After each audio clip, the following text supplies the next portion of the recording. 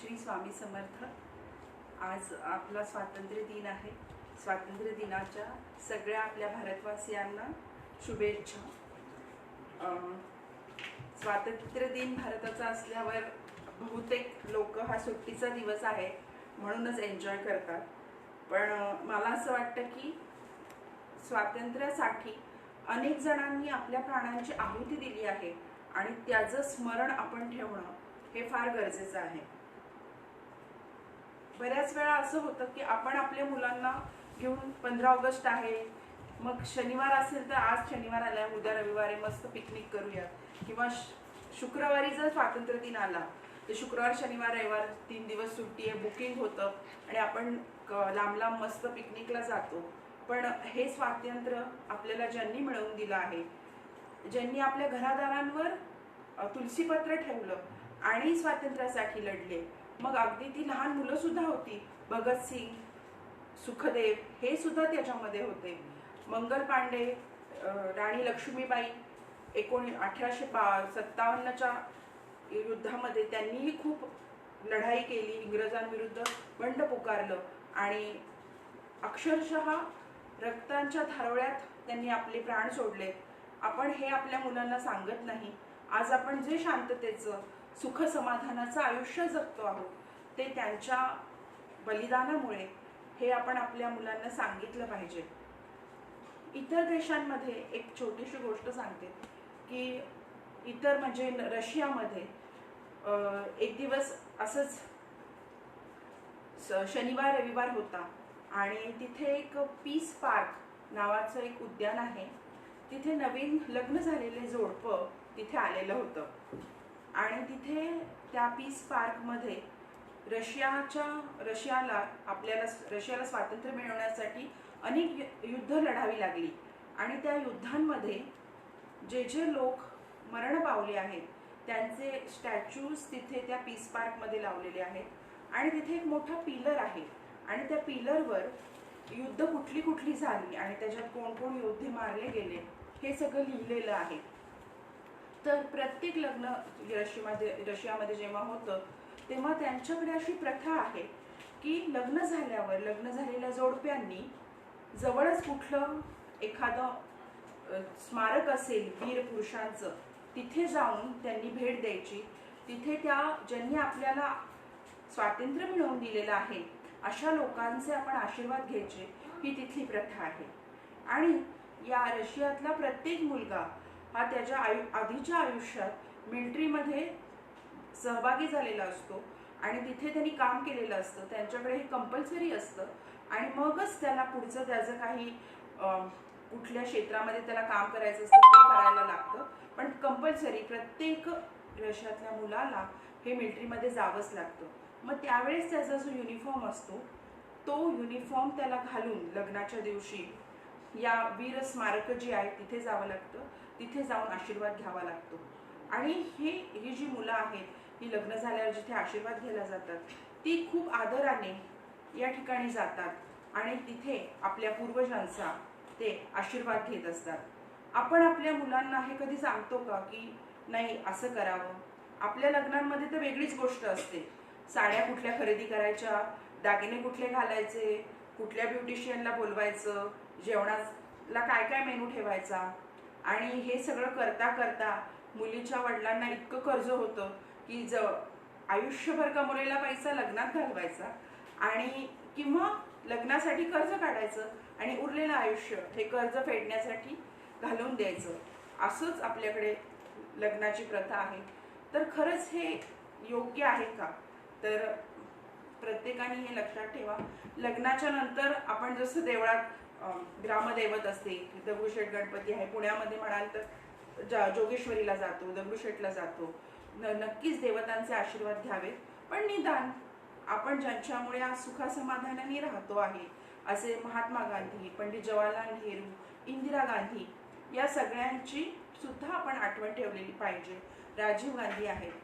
आणि कसं होतं की आपल्याला पूर्ण इतिहास माहिती नसतो आणि थोड्या इतिहासावर आपण लोकांना नावं ठेवत बसतो. तर एकाच गोष्टीच्या मागे आपण धावत जातो. तर नक्की तुम्ही ही जी महान लोक आहेत यांचं चरित्र वाचा आणि ती चरित्र वाचल्यावर मग तुम्ही तुमचं भाष्य करा. बरेच लोक म्हणतात महात्मा गांधींनी पाकिस्तान देऊन खूप मोठी चूक केली, इंदिरा गांधींनी काय केलं देशासाठी, राजीव गांधींना मारलं हे खूप उत्तम झालं, अशा प्रकारची भाष्य सुद्धा लोक करतात. पण हे सगळं बोलण्याआधी एकदा तुम्ही त्यांची चरित्र, त्यांची बॅकग्राऊंड हे तुम्ही वाचलं आहे का याचा विचार करा आणि मग ह्याच्यावर भाष्य करा. तुम्ही तुमच्या मुलांना नक्कीच चांगल्या गोष्टी, आपल्या देशासाठी लढलेल्या लोकांच्या गोष्टी सांगा. त्यामुळे तुमच्या मुलांच्या मनात पण आपल्या देशाविषयी देशभक्ती उत्पन्न होईल आणि प्रेम वाटेल. कारण श्रीकृष्णाने सुद्धा सांगितलं आहे की आपला धर्म, आपला देश हा सगळ्यात वर आहे आणि त्याच्यानंतर सगळ्या इतर गोष्टी येतात. हे जे देशभक्त असतात त्यांना डायरेक्ट स्वर्गाची दारं उघडी असतात.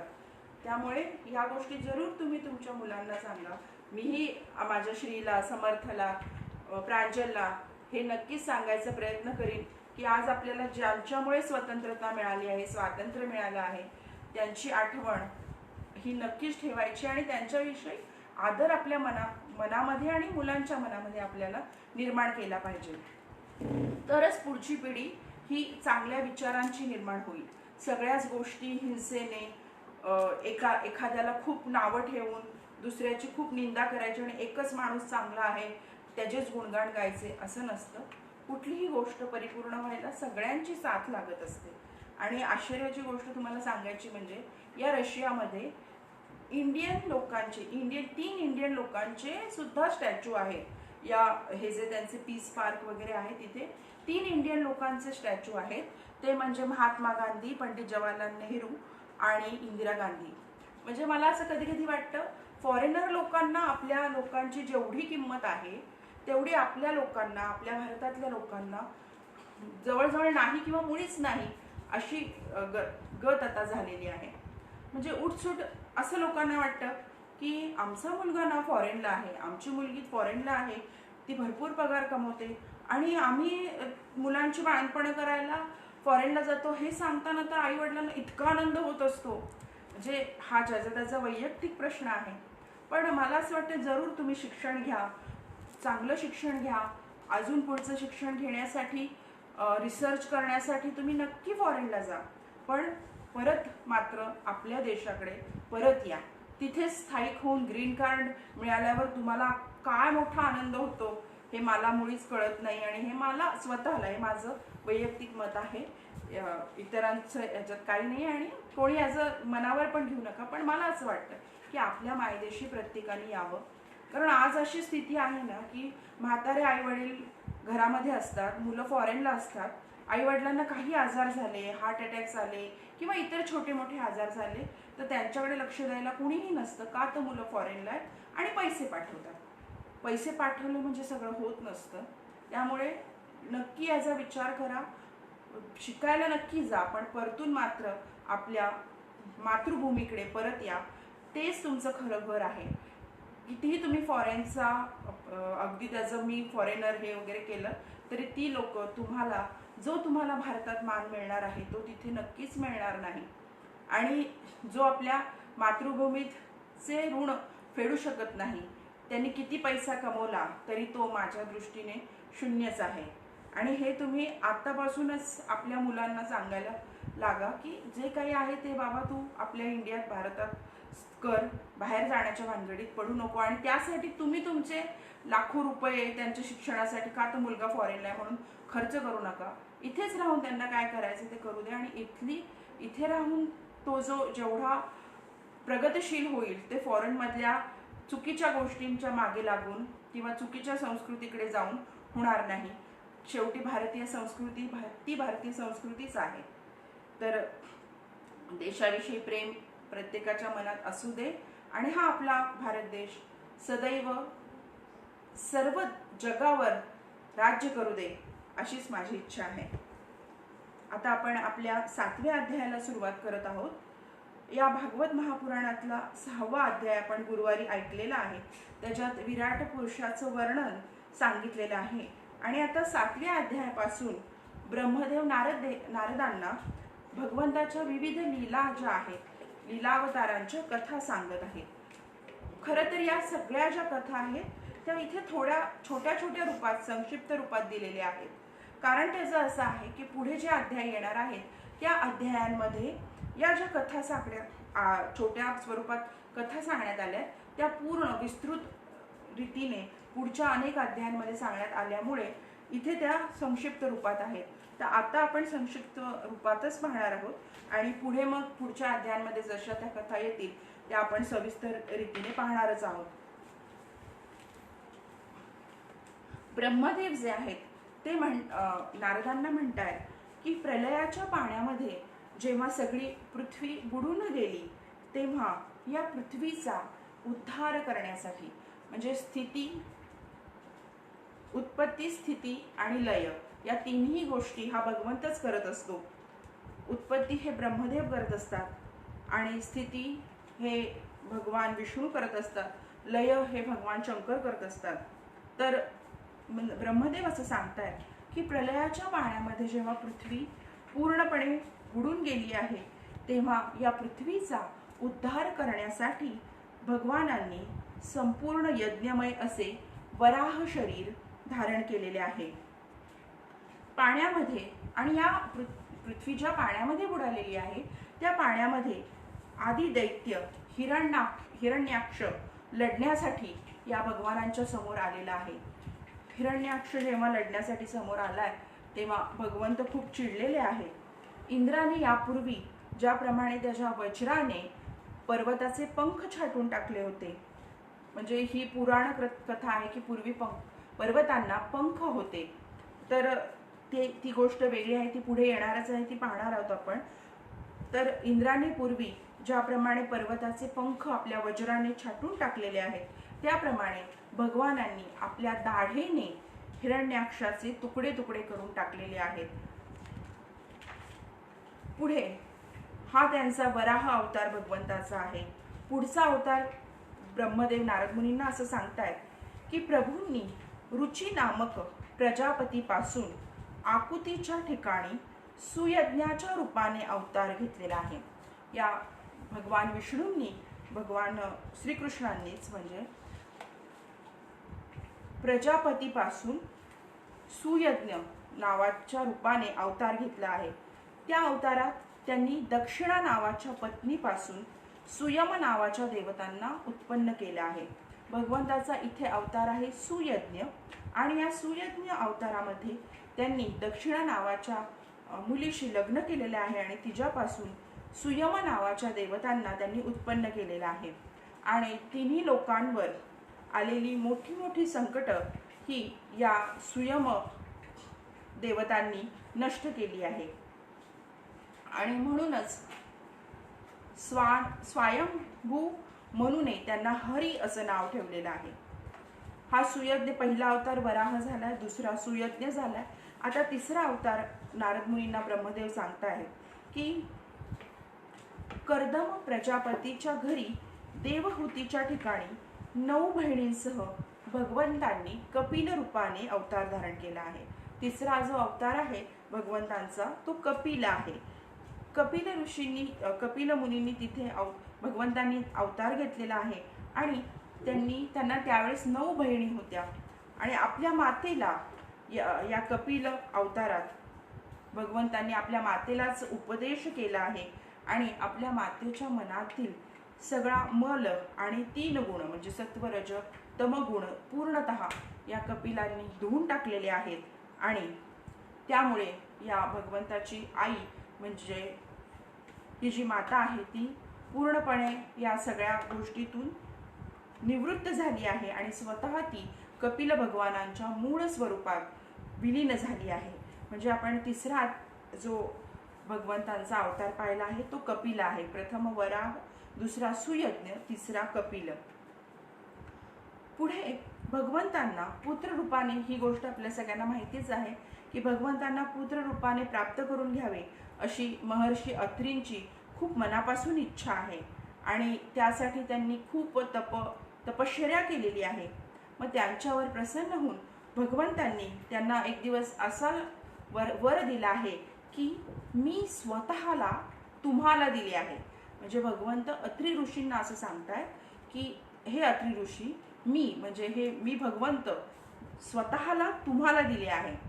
आणि म्हणून जेव्हा भगवंतांनी अत्री ऋषींच्या पोटी जन्म घेतलेला आहे तेव्हा अवतार घेतल्यानंतर भगवंतांचे नाव दत्त असं ठेवले. का तर भगवंतांनी स्वतः अत्री ऋषींना सांगितले मी स्वतः तुम्हाला दिलेले आहे, म्हणून दत्त असं, दत्तात्रय असं नाव भगवंताचं पुढे आलेलं आहे.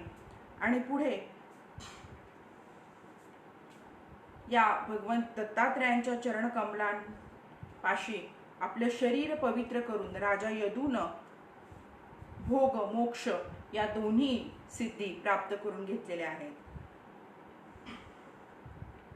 नारद मुनींना ब्रह्मदेव असं सांगतायत की सृष्टीच्या प्रारंभी मी विविध लोकांच्या रचनेची इच्छा धरून तपश्चर्या केली होती. ब्रह्मदेवा हे उत्पत्ती करतात, म्हणून ब्रह्मदेव असं नारद मुनींना सांगतायत की ही जेव्हा सृष्टी उत्पन्न करायची होती तेव्हा विविध लोकांची रचना मला करता यावी यासाठी ब्रह्मदेवांनी स्वतः तपश्चर्या केलेली होती. आणि त्यांच्या या अखंड तपाने प्रसन्न होऊन भगवंतांनी त्यांना आशीर्वाद दिलाय आणि तप अर्थाच्या सन नावांनी युक्त होऊन भगवंतांनी सनक, सनंदन आणि सनातन सनत कुमार रूपामध्ये अवतार धारण केलेला आहे. म्हणजे यांच्या बलामुळे, ब्रह्मदेवांच्या तपोबलामुळे भगवंतांनी तप अर्थाच्या सन नावांनी युक्त, सन म्हणजे सनक मध्ये सन आहे, सनंदन, सनातन याच्या सगळ्यात सन आहे, म्हणून सन नावांनी युक्त असं सनक, सनंदन, सनातन आणि सनत कुमार या 4 रूपामध्ये भगवंतांनी अवतार धारण केलेला आहे. या अवतारांमध्ये भगवंताच्या सनक, सनंदन, सनातन आणि सनत कुमार या रूपामध्ये अवतारात त्यांनी प्रलयामुळे पहिल्या कल्पातील लोकांना ज्या गोष्टींचं विस्मरण झालेलं आहे, म्हणजेच ज्या ऋषींना आत्मज्ञानाचं विस्मरण झालंय त्यांना या 4ही जणांनी सनक, सनंदन, सनातन आणि सनत कुमार या भगवंतांच्या अवतारांनी पुन्हा आत्मज्ञानाची आठवण करून दिलेली आहे. आणि त्यामुळे त्यांना त्याची आठवण या सगळ्या ऋषींना झाल्यामुळे त्यांना परमतत्वाचा साक्षात्कार झालेला आहे.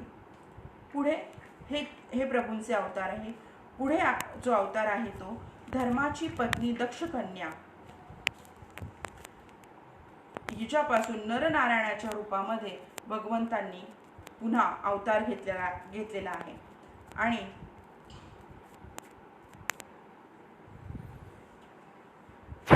या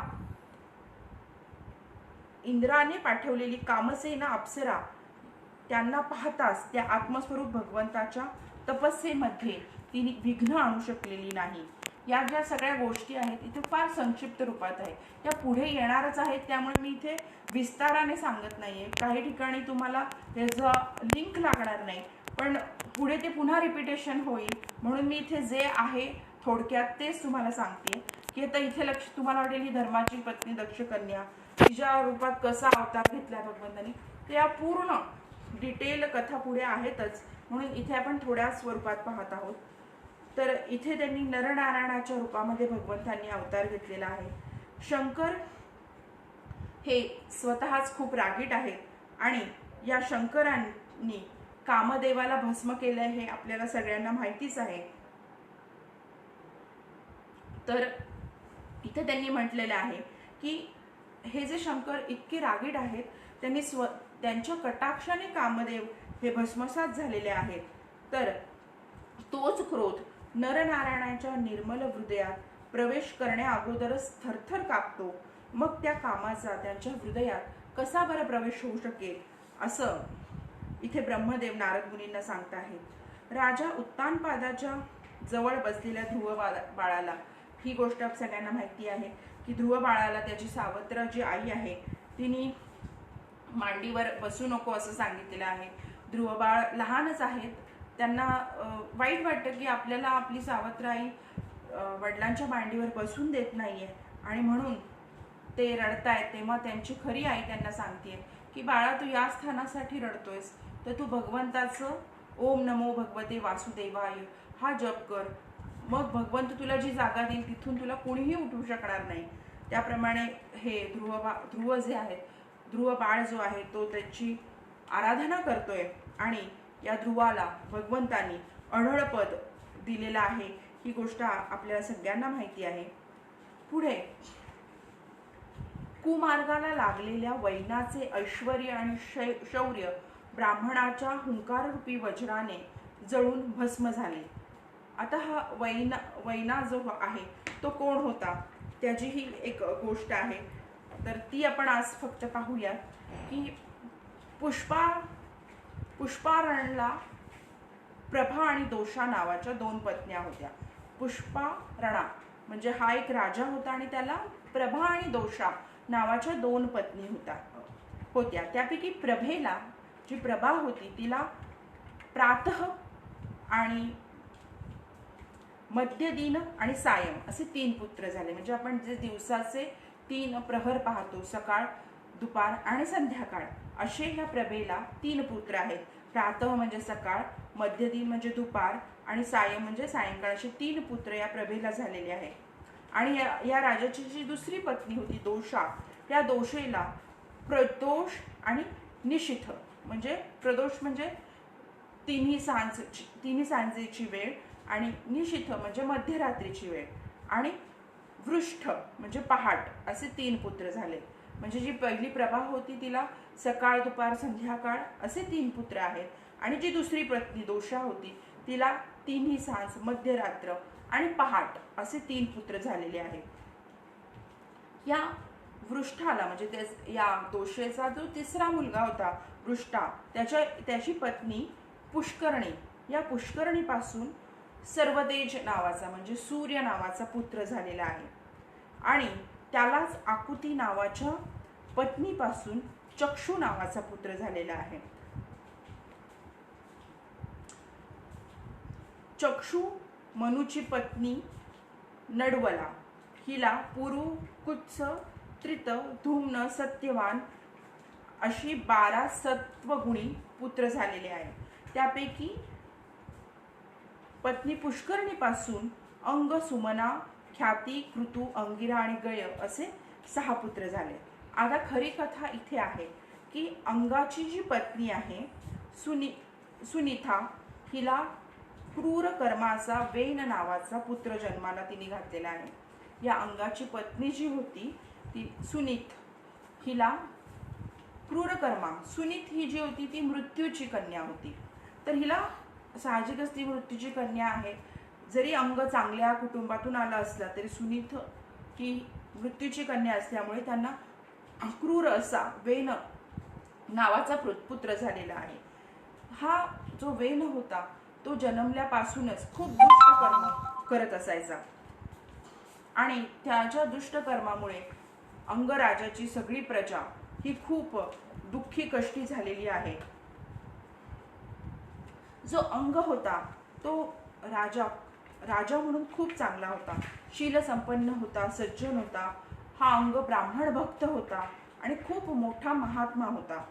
आणि या अंगाला वैनासारखा दुष्ट पुत्र झालेला आहे, त्यामुळे तो खूप हा अंगराजा दुःखी आहे आणि तो सदैव या दुःखातच आहे की हे भगवंता, मला तू असा कुकर्मी पुत्र का दिला आहेस. आणि त्या दुःखातच एक दिवस हा जो अंगराजा आहे की तो असं म्हणतोय की एखाद्याला पुत्र नसेल तरी चालेल किंवा एखाद्याला सुपुत्र असला तरीही चालेल, पण कुपुत्र हे भगवंता कोणालाही देऊ नकोस. आणि कारण या कुपुत्रामुळे अख्खं जीवन हे दुःखीमय होतं. कधीही न संपणारी चिंता या कुपुत्रामुळे आई वडिलांना लागते, म्हणून हे भगवंता हा असा कुपुत्र तू कोणालाही देऊ नकोस असं इथे अंगराजा म्हणतो आहे. आणि या आपल्या पुत्राच्या कर्तृत्वामुळे एक दिवस रात्री हा अंगराजा आपलं सगळं घरदार ऐश्वर्य राजमहाल सोडून निघून जातो आहे. इकडे हा अंगराजा निघून गेलेला आहे. दुसऱ्या दिवशी प्रजेला कळलेलं आहे की आपला राजाच आपलं सगळं राज्य सोडून गेलाय. मग कोणीतरी राज्य करायला हवा, कारण नाहीतर चोर आणि डाकू राज्यामध्ये धुमाकूळ घालतील. म्हणून सगळ्या ऋषींनी मिळून वैन हा जरी दुष्कर्मी कुकर्मी असला तरी ते ऋषींना असं वाटतं जर याला आपण 4 चांगल्या गोष्टी सांगितल्या तर तो सुधारेल. म्हणून सगळे ऋषीमुनी असं ठरवतात की आपण वैनालाच आता या राज्यावर बसवूयात, त्याचा राज्याभिषेक करूयात. सगळे ऋषीमुनी ठरवून या वैनाचा राज्याभिषेक करतात आणि वैना त्या देशाचा राजा झालेला आहे. इकडे वैना राजा झाला आहे हे कळल्यावर प्रजेला आनंदच होतो आहे. पण चांगल्या रीतीने राज्य करण्याऐवजी वैनाने सगळ्या अख्ख्या राज्यात दवंडी पिटवायला सांगितलेली आहे की कुणीही कुठल्याही प्रकारच्या देवतांची पूजा अर्चन करायचं नाहीये. फक्त वैना म्हणतोय की माझीच पूजा सगळ्यांनी करावी अशी सगळीकडे दवंडी हा वैना सांगायला सगळ्यांना सांगतो आहे. तो इतकं दुष्कर्म करतो आहे की सगळे लोक पुन्हा कंटाळून जात आहेत की चोर डाकू तर आधी त्रास देतच होते राज्याला, आता हा वैना सुद्धा आपल्याला त्रास द्यायला लागलाय. म्हणून हे सगळे जे लोक होते ते त्रस्त झाले आणि ऋषीमुनींना आपण घेतलेल्या निर्णयावर पश्चाताप होतोय की आपल्याला ते असं म्हणतात की आपल्याला वाटलं की वैना सुधारेल तर तो सुधारला नाही, उलट सगळ्या राज्यातल्या लोकांना हा त्रास देतो आहे. हे कळल्यावर ऋषीमुनी खूप चिडतायत आणि ते वारंवार वैनाला सांगतात की तू लोकहिताची कामं कर, तुझे वडील ज्याप्रमाणे होते त्याप्रमाणे तू कर.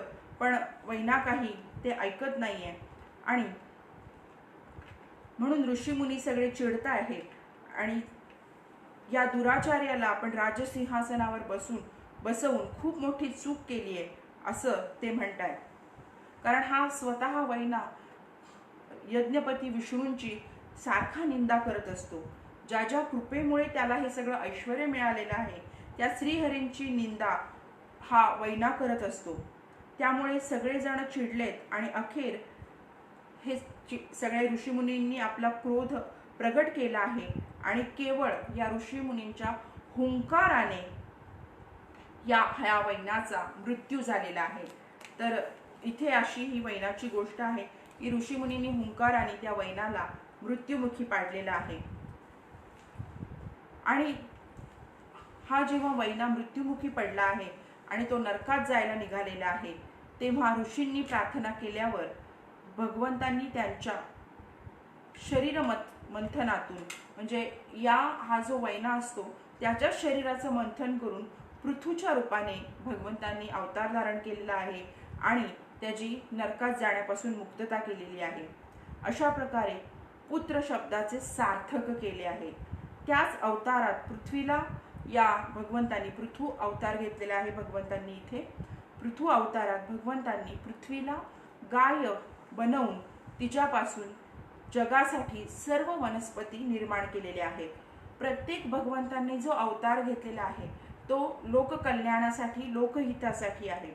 या पृथ्वी अवतारात सगळ्या जगासाठी सर्व प्रकारच्या वनस्पती भगवंतांनी पृथ्वीला गाय बनवून घेतलेल्या आहेत. पुढे राजा नाभीची पत्नी सुदेवीच्या ठिकाणी भगवंतांनी ऋषभदेवाच्या रूपाने जन्म घेतलेला आहे. राजा नाभीची पत्नी सुदेवी हिच्या पोटी भगवंतांनी ऋषभदेव नावाने जन्म घेतला आहे. या अवतारात त्यांनी सगळ्या आसक्तींपासून निवृत्त होऊन आपली इंद्रिये आणि मन शांत करून तसेच आपल्या मूळ स्वरूपात स्थिर राहून त्यांनी स्वतःला वेड्याप्रमाणे भासवून भगवंतांनी स्वतःला वेड्याप्रमाणे जगाला भासवलेलं आहे.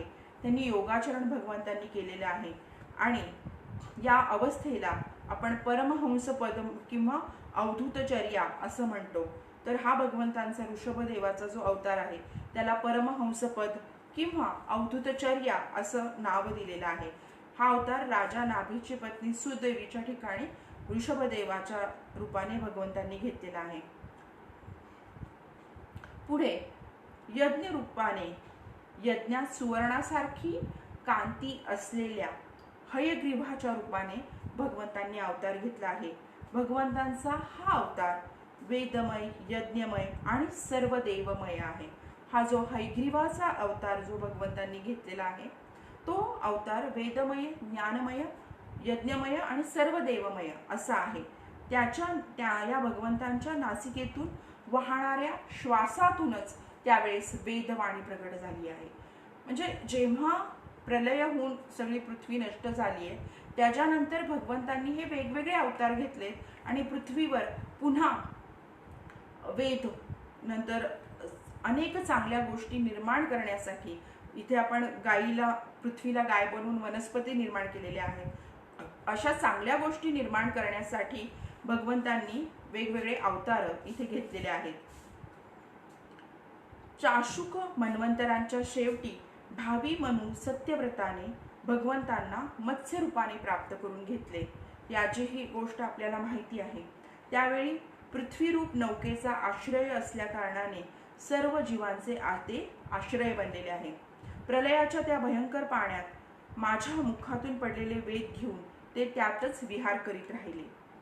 जेव्हा प्रमुख देव आणि दानव अमृताच्या प्राप्तीसाठी क्षीरसागराचं मंथन करीत होते तेव्हा भगवंतांनी कासवाच्या रूपाने आपल्या पाठीवर मंदार पर्वताला धारण केलेले आहे. ही गोष्टही आपल्याला माहिती आहे. देव आणि दानव अमृत प्राप्तीसाठी जेव्हा समुद्र मंथन करत होते तेव्हा भगवंतांनी कासवाचं रूप घेतलेलं आहे. आपल्या पाठीवर मंदार पर्वताला त्यांनी धारण केलंय आणि त्यावेळेस भगवंताच्या पाठीला खास सुटते तेव्हा हा पर्वत फिरण्याने त्यांच्या पाठीला सुटलेली खाज ही नाहीशी झाली आहे. त्यामुळे ते काही क्षण भगवंत निद्रासुख घेऊ शकलेले आहेत. कारण एका दिवसात समुद्र मंथन झालेलं नाही, ते अनेक दिवस चाललेलं असल्यामुळे थोडा वेळ का होईना भगवंतांना विश्रांती हवी होती. ती त्यांना या पर्वताच्या फिरण्याने त्यांच्या पाठीला सुटलेली खाज निघून गेली आणि थोड्या वेळ त्यांना निद्रासुख मिळालेलं आहे. पुढे देवांचे मोठे भय नाहीसे करण्यासाठी त्यांनी नृसिंहाचे रूप धारण केलेले आहे. आपल्याला हिरण्यकश्यपाची गोष्ट माहिती आहे. नृसिंहाचं पण आपल्याला माहिती की नृसिंहाच्या रूपाने भगवंतांनी अवतार घेतलेला आहे. थरथरणाऱ्या या नृसिंह रूप भगवंताचं खूप भीतीदायक असं होतं. थरथरणाऱ्या भुवया, तीक्ष्ण दाढा, त्यामुळे या नृसिंह अवतारात भगवंताचं रूप खूपच भयानक दिसत होतं. त्यांना पाहताच हिरण्यकश्यपू गदा घेऊन त्यांच्या अंगावर तुटून पडलेला आहे. यावर भगवान नृसिंहांनी लांबूनच त्याला पकडून आपल्या मांडीवर घेतलं आणि तो धडपडत असतानाही नखांनी त्याचं पोट फाडलेलं आहे. हिरण्यकश्यपूचा मुलगा प्रल्हादाची भगवंतावर असलेली भक्ती ही सगळी गोष्ट आपल्याला माहितीच आहे. पण इथे भागवतात सांगताना त्यांनी असं सांगितलेलं आहे की हा नृसिंह अवतार हा एक भगवंताचा अवतार होऊन गेलेला आहे. पुढे मोठ्या सरोवरात एका बलाढ्य मगरीने गजेंद्राचा पाय पकडला. ही पुढची गोष्ट इथे सांगितलेली आहे की एक मोठं सरोवर होतं आणि त्या सरोवरामध्ये एक मोठी मगर होती आणि तिने गजेंद्राचा म्हणजेच हत्तीचा पाय पकडलेला आहे. आणि जेव्हा हा हत्ती तिच्याबरोबर लढता लढता एका पॉइंटला तो थकून गेला आहे तेव्हा त्याने आपल्या सोंडेने या हत्तीने कमलपुष्प ह्या भगवंताच्या चरणी वाहिलेला आहे आणि भगवंताचाच नामस्मरण धावा तो करायला लागलाय की हे भगवंता मला तू यातून वाचव. त्याचा धावा ऐकून अनंत शक्ती भगवान चक्रपाणी गरुडाच्या पाठीवर बसून तिथे आलेले आहेत आणि कृपाळू भगवंतांनी सुदर्शन चक्राने त्या मगरीचं तोंड फाडून शरण आलेल्या गजेंद्राची सोंड पकडून त्याची त्या संकटातून सुटका केलेली आहे. तर या हत्ती आणि मगरीची जी गोष्ट आहे त्याच्यामध्ये या हत्तीवर अशी वेळ येण्याचं कारण काय आहे त्याची सुद्धा एक गोष्ट आहे. पूर्वी हा जो गजेंद्र होता म्हणजे जो हत्ती होता तो द्रविड देशाचा इंद्रद्युम्न नावाचा राजा होता. जो हत्ती होता हा पूर्वजन्मी द्रविड देशाचा इंद्रद्युम्न नावाचा राजा होता. आणि हा जरी राजा असला तरी भगवंताचा खूप मोठा भक्त हा राजा होता. हा राजा इंद्रद्युम्न एकदा मलय पर्वतावर एका आश्रमात राहत होता. जटा वाढवून तपस्व्याचा वेश धारण करून तो सदैव भगवंताचं स्मरण करत असतो. आणि एके दिवशी स्नानानंतर पूजेच्या वेळेस तो मौन व्रत धारण करून एकाग्र मनाने सर्व शक्तिमान अशा भगवंताची आराधना करीत तो बसलेला आहे. हा राजा तिथे एकदम ध्यानस्थ बसलेला आहे आणि इतक्यात तिथे अगस्त्य मुनी आलेले आहेत. या राजाला असं ध्यानस्थ बघून ते चिडलेले आहेत. अगस्त्य मुनी असे म्हणतायत की मी इथे आलो आहे आणि माझं आदरातिथ्य न करता एकांतात गप्प बसून हा राजा राहिलेला आहे. हे पाहून अगस्त्य ऋषींना खूप राग येतो आणि ते राजाला शाप देतायत की तू नीच, दुष्ट, असभ्य असून ब्राह्मणांचा अपमान करणारा आहेस. हा हत्तीप्रमाणे जडबुद्धी आहे. हे राजा, तू हत्तीप्रमाणे जडबुद्धीचा आहेस. म्हणूनच तुला पुढचा जन्म हा अज्ञानी हत्तीची योनीत तुला पुढचा जन्म होईल, असं या अगस्त्य मुनींनी या द्रविड देशाच्या इंद्रद्युम्न नावाच्या राजाला शाप दिलेला आहे. त्यामुळे या राजाला पुढचा जन्म हा हत्तीचा मिळाला आहे. आणि जरी हा पुढचा जन्म हत्तीचा त्याला मिळाला तरी तो भगवंताची उपासना जी केलेली आहे तो विसरलेला नाहीये. त्यामुळे त्याच्यावर जरी पुढच्या जन्मामध्ये स्वतःचं विस्मरण झालं की मी आदल्या जन्मी राजा होतो, ह्याचं जरी विस्मरण झालं तरी पण भगवंताच्या आराधनेच्या प्रभावाने त्याची भगवंताची आठवण मात्र त्याला कायम राहिलेली आहे. आणि म्हणूनच या पुढच्या जन्मात त्यांनी केलेल्या आयुष्यभर आराधनेचं फळ म्हणून भगवंत जेव्हा मगरीच्या हातून या हत्तीचं मरण ओढवलेलं आहे तेव्हा स्वतः भगवंत तिथे आलेले आहेत. हत्तीची त्यांच्यापासून सुटका केलेली आहे आणि स्वतः त्यांनी मग या हत्तीला आपल्याबरोबर वैकुंठ धामाकडे घेऊन हे भगवंत नारायण घेऊन गेलेले आहेत. तर अशी ही या हत्ती आणि मगरीची गोष्ट की हत्तीला वाचवण्यासाठी भगवानांना यावं लागलंय, कारण त्याची स्वतःची पूर्वजन्मीची भगवंताची खूप भक्ती असल्यामुळे भगवंतांनी तो अवतार त्या ठिकाणी घेतलेला आहे. भगवान वामन आणि आदितीच्या पुत्रामध्ये सर्वात लहान होते. आता हे वामन आणि आदिती कोण होते तर याची ही सविस्तर कथा पुढे आलेली आहे. इथे आपण फक्त बघणार आहोत की भगवान वामन आणि आदितींच्या पुत्रापैकी सगळ्यात लहान होते, परंतु गुणांच्या दृष्टीने मात्र ते सगळ्यात श्रेष्ठ होते. कारण यज्ञपुरुष भगवंतांनी याच अवतारात बलीने दानाचा संकल्प सोडताच, म्हणजे वामन आणि आदितीच्या पुत्रांमध्ये सगळ्यात लहान होते, याच अवतारामध्ये जेव्हा बलीची आपल्याला गोष्ट सगळ्यांना माहिती आहे तेव्हा त्यांनी वामन बटू बनून 3 पावलांचा बहाणा करून सारी पृथ्वी तर घेतलीच, पण यातून त्यांनी असं सिद्ध केलं की सन्मार्गावरून चालणाऱ्या पुरुषांना समर्थ पुरुष सुद्धा याचनेशिवाय अन्य कोणत्याही उपायांनी त्यांच्या स्थानापासून हटवू शकत नाही. म्हणजे वामन अवतार आपल्याला माहिती, पृथ्वी सगळी या वामन अवतारात भगवंतांनी जिंकून घेतलेली आहे. त्याची ही कथा पुढे येणारच आहे. पुढे ब्रह्मदेव नारदाला असं सांगतात की हे नारदा, दैत्यराज बलीने आपल्या डोक्यावर वामनाचे चरणतीर्थ घेतले किंवा तो देवतांचा राजा होता, यात काहीही विशेष नाही. म्हणजे त्या वामनाचे चरणकमल हा बली सगळ्या देवतांचा जरी राजा होता तरी त्यांनी डोक्यावर घेतला आहे.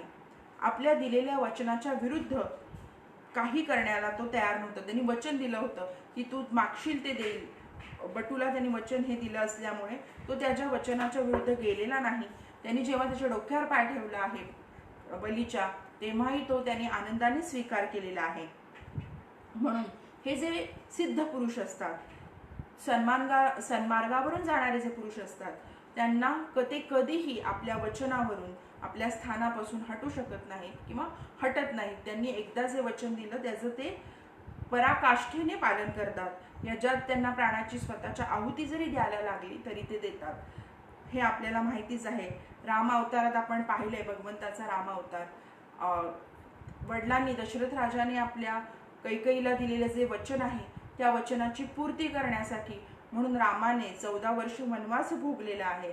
म्हणून या रामाला आपण असंही म्हणतो की या रामाने नेहमी त्याच्या दिलेल्या वचनांचं पालन केलेलं आहे. कारण त्या नादातून या नाद निर्मित आहे, हेही वाक्य आहे, कर्तव्याचे पालन राम. रामाने आपल्या कर्तव्याचं पालन आयुष्यभर केलेलं आहे, त्यापासून तो कधीच मागे हटलेला नाही. आणि भगवंत असं म्हणतात की हे असं कर्तव्याचं पालन करणं, आपल्या शब्दाला नेहमी राखणं, ह्यातच खरा पुरुषार्थ असतो.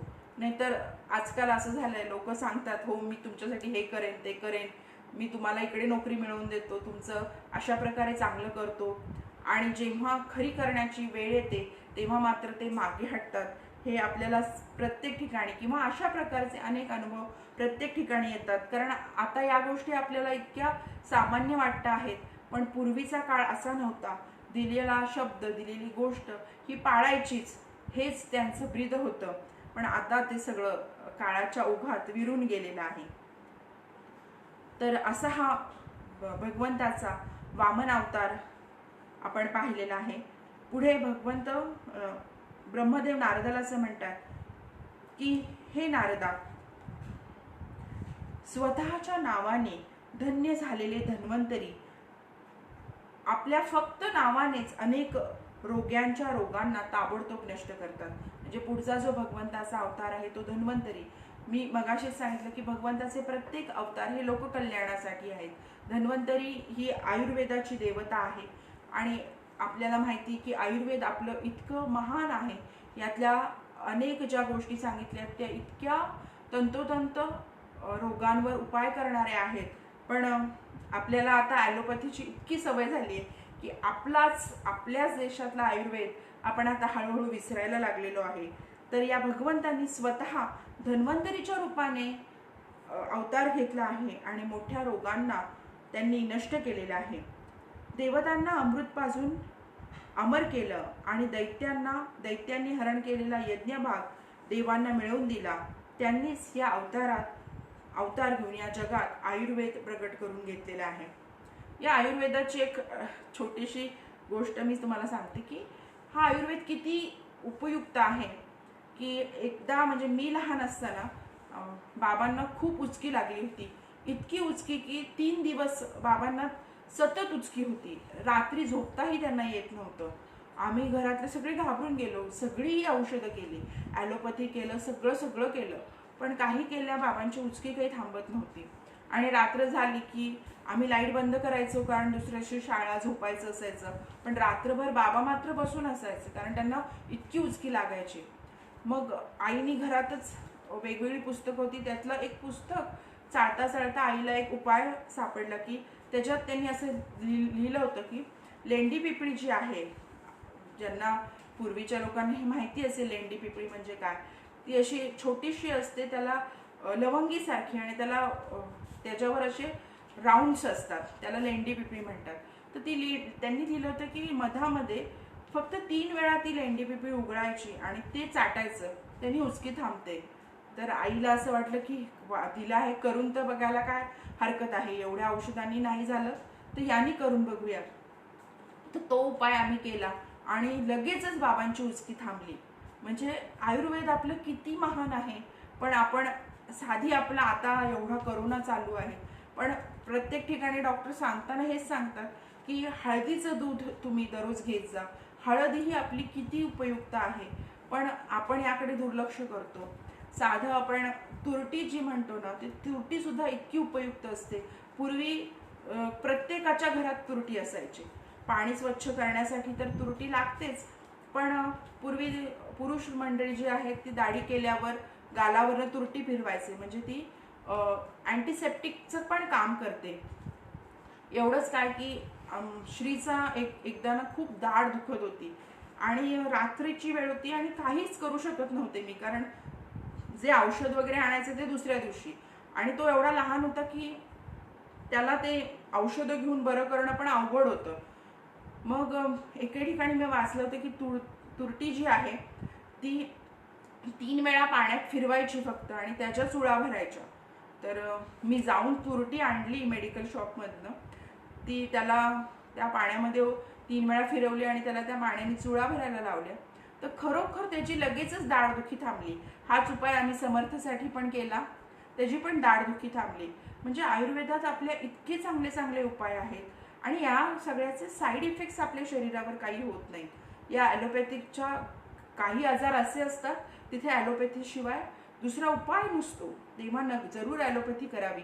पण जे छोट्या छोट्या गोष्टी आहेत, सर्दी, लहान मुलांचे सर्दी खोकला आहे किंवा इतर काही गोष्टी, तर जर आपल्या पूर्वजांनी किंवा आपल्या आजी आजोबांनी सांगितलेले आयुर्वेदातले उपचार असतील ते जरूर करावेत. लगेच जाऊन मुलांना बेनाड्रिल द्या किंवा डॉक्टरांनी सांगितलेल्या औषधं द्या असं करू नये. आणि स्वतः भगवंत जो आहे त्यांनी धन्वंतरीच्या रूपात हे आयुर्वेद निर्माण केलंय, म्हणजे त्याच्यामध्ये किती ताकद असेल याचा तुम्ही विचार करा. पुढे जेव्हा जगात ब्राह्मण द्रोही अशा लोकांचा उन्मत्तपणा वाढू लागला आणि हे सगळे लोक स्वतःच्या ज्या नित्यकर्माच्या गोष्टी आहेत त्या टाळून इतर गोष्टी करायला लागले आणि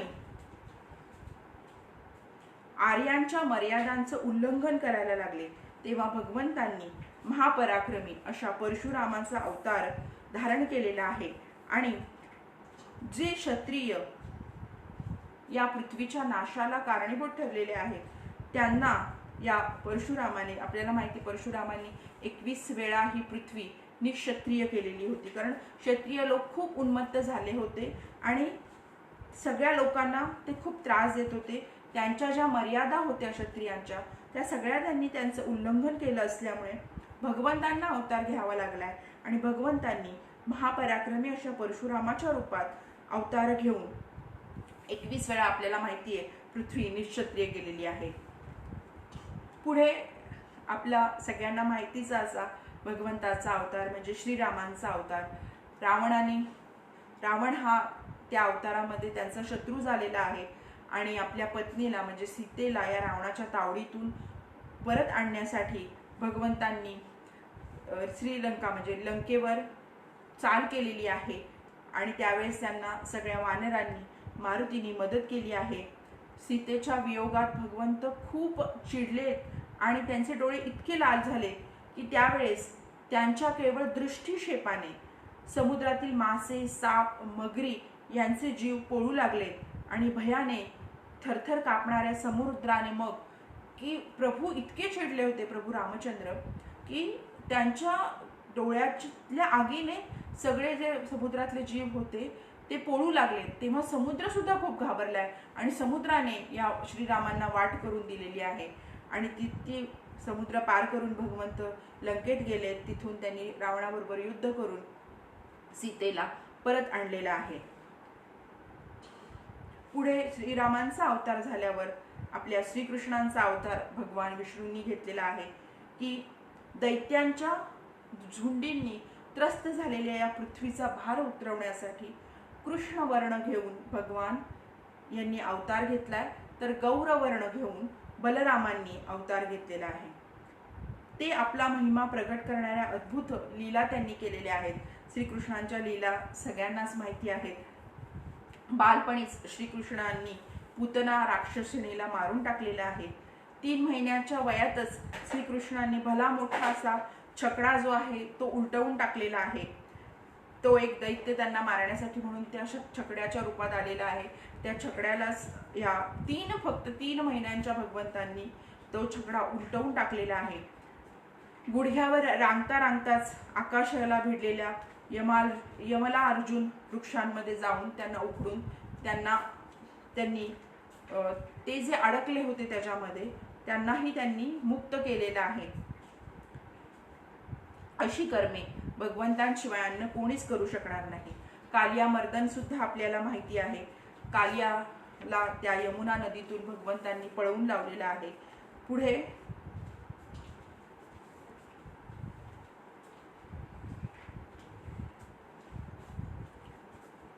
ज्या दिवशी कालिया मर्दन भगवंतांनी केलेलं आहे त्या दिवशी रात्री सगळे लोक यमुना तटीच झोपलेले आहेत आणि त्यावेळेस दावणाग्नी भडकल्याने सर्व मुंजवन चारी बाजूंनी जळून जायला लागलं।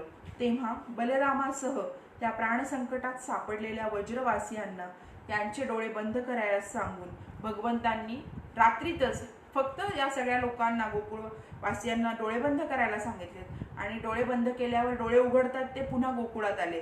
अशी लीला त्यावेळेस भगवंतांनी केलेली आहे। पुढे यशोदामाई भगवंत खूप दंगा करतात, त्रास देतात, म्हणून त्यांना लहानपणी बांधून ठेवण्यासाठी जी दोरी आणायची ती त्यांच्या या लहान मुलाच्या पोटाला पुरायचीच नाही, अशी ही लीला भगवंतांनी केलेली आहे। जांभई एकदा भगवंतांनी देता देता श्रीकृष्णाच्या मुखामध्ये यशोदा मातेने 14 भुवन पाहिलेली आहेत आणि तेव्हाच यशोदेला या भगवंतांच्या सामर्थ्याचा बोध झालेला आहे। नंद म्हणजे आपल्या वडिलांना भगवंतांनी अजगराच्या भयापासून आणि वरुणाच्या पाशातूनही सोडवलेलं आहे। दानवांचा पुत्र व्योमासूर जेव्हा गोप बालकांना पहाडाच्या गुहेत बंद करून ठेवतो तेव्हा त्यांची सुटका भगवंतांनी केलेली आहे। आणि या भगवंताची एक छान अशी गोष्ट अशी होती की दिवसभर हे जे कामधंद्यात व्यग्र असलेले थकून भागून रात्री झोपू जाणारे गोकुळातले जे सगळे लोक आहेत ते रात्री झोपले की झोपल्यावर हा जो आपला श्रीकृष्ण आहे तो सगळा श्रीकृष्ण या सगळ्यांना परमधामाला रात्री घेऊन जायचा आणि पुन्हा सकाळी या पृथ्वी तलावर या मानवी जगामध्ये आणून सोडायचा। तर हे मग ब्रह्मदेव म्हणतात की हे नारदा, जेव्हा श्रीकृष्णाच्या सल्ल्यावरून म्हणजे आपण हरिविजयमध्ये ही गोष्ट पाहिलेली आहे की इंद्रदेव हा राजा असतो आणि इंद्रदेवाला सगळे गोकुळवासीय हे दरवर्षी त्याला प्रसाद म्हणून सगळ्या गोष्टी द्यायच्या आणि त्याचा इंद्रदेवाला खूप गर्व झालेला असतो। म्हणून श्रीकृष्ण सगळ्या लोकांना सांगतो की इंद्रदेवाला वगैरे तुम्ही काही देऊ नका, तुमचं रक्षण हा जो पर्वत करतो आहे त्या पर्वताचं, या गोवर्धन पर्वतच तुमचं सगळं रक्षण करतोय। गोवर्धन पर्वतावरच तुमच्या गायी चारा खाता आहेत, त्यांच्यापासून तुम्हाला दूध दुग्ध मिळत आहे। तर तुमचा खरा देव हा गोवर्धन पर्वत आहे, त्या इंद्राची पूजा करून तुम्हाला काही मिळणार नाहीये। तर या तुम्ही गोवर्धनाचीच या वर्षीपासून पूजा करायची। म्हणून जो काही इंद्राला प्रसाद नैवेद्य तुम्ही करता तो सगळा प्रसाद तुम्ही करा, पण तो मात्र गोवर्धन पर्वताला तुम्ही दाखवा। हे जेव्हा इंद्राला कळतं तेव्हा इंद्राला खूप राग येतो, कारण आधीच तो अहंकाराने ग्रासलेला असतो। त्याच्यात भगवंतांनी असं केल्यावर त्याला राग येतो आणि तो वरुण देवाला सांगतो की तू हे जेव्हा हे सगळे पदार्थ घेऊन येतील तेव्हा तो खूप पाऊस पाड। वरुण देवालाही म्हणजे स्वतः इंद्रामध्ये वरुण देव असल्यामुळे मुसळधार पाऊस पडायला सुरुवात होते आणि त्या ठिकाणी भगवंत त्यावेळेस फक्त 7 वर्षाचे असतात आणि हा पाऊस सुरू झालेला आहे। तेव्हा या पावसापासून या सगळ्या लोकांचं रक्षण भगवंतांनी केलंय। गोवर्धन पर्वताला भगवंतांनी फक्त करंगळीवर उचललंय आणि या गोवर्धन पर्वत जणू काही छत्री आहे त्याप्रमाणे आणि त्याच्या खाली सगळ्या लोकांना यायला सांगितलेलं आहे। खूप पाऊस पडूनही या गोवर्धन पर्वताच्या छत्राखाली कोणाला काही झालं नाहीये आणि शेवटी इंद्रदेव हारलेला आहे। त्याला कळतं आपली खूप मोठी चूक झाली आहे आणि म्हणून इंद्रदेव शरण आलेले आहेत भगवंतांना आणि इंद्राच्या गर्वाचे इथे भगवंतांनी हरण केलेलं आहे। पुढे वृंदावनात विहार करताना रात्रीच्या वेळेस रास करण्याच्या इच्छेने जेव्हा चंद्राचं टिपूर चांदणं सगळीकडे पसरलेलं असतं तेव्हा भगवंत आपल्या बासुरीवर मधुर संगीताची दीर्घ तान घेतात आणि तेव्हा सगळेजण अत्यंत मंत्रमुग्ध होऊन या भगवंताच्या बासरीच्या सुरामध्ये हरवून जातात। पुढे अनेक दैत्य श्रीकृष्णाच्या अवतारामध्ये होते। या अनेक दैत्यांना श्रीकृष्णाने मारून टाकलेला आहे, कारण त्यांचा भारच हा पृथ्वीवर झाला असल्यामुळे त्यांना भगवंतांनी त्यांचा नाश करण्यासाठीच भगवंतांनी अवतार घेतलेला आहे। पुढे अर्जुन याला पुढे करून भगवंतांनी अनेक दैत्यांना अर्जुनाकडून सुद्धा मारून घेतलेला आहे। काळाच्या ओघात लोकांची ग्रहणशक्ती कमी होत जाते, आयुष्यही कमी होऊ लागतं. त्यावेळी भगवंत असे पाहतात की आता हे लोक माझं तत्व सांगणारी वेदवाणी समजण्यास असमर्थ आहेत. तेव्हा प्रत्येक कल्पामध्ये सत्यवतीच्या ठिकाणी व्यासांच्या रूपाने प्रगट होऊन ते वेदरूपी वृक्षाचे विभिन्न शाखांमध्ये विभाजन करते. म्हणजे नारद मुनींना ब्रह्मदेव असं सांगतात की जसा जसा काळ पुढे जातो तसं लोकांची ग्रहणशक्ती, म्हणजे सत्ययुगात जेवढी लोकांची ग्रहणशक्ती होती तेवढीच पुढच्या युगांमध्ये राहिली असं नाही. जसे जसे सत्ययुग जाणार आहे, सत्ययुगानंतर द्वापार युग येणार आहे, मग कलियुग येणार आहे, तर या प्रत्येक युगामध्ये लोकांची ग्रहणशक्ती कमी कमी होत जाणार आहे आणि लोकांचं आयुष्यही कमी होत जाणार आहे. कारण जेव्हा आम्ही रामविजय केला होता तेव्हा त्याच्यात दिलं होतं की रामाने 10,000 वर्ष अयोध्येवर राज्य केलं.